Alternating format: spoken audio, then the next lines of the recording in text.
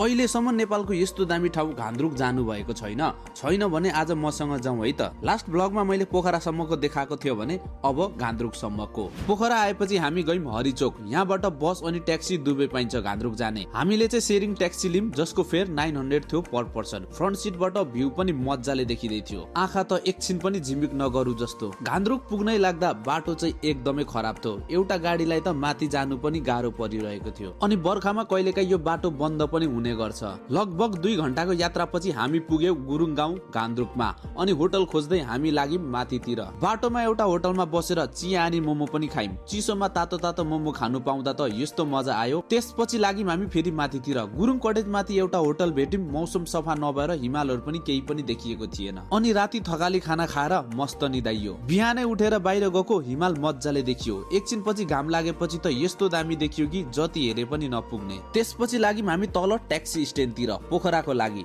तर यो सुन्दर नजारा हेर्दा त जानु मन नै लागेन। अनि खाजा खाएर ट्याक्सी लिएर हामी लाग्यौं पोखरातिर। बाँकी अर्को मिनी ब्लगमा।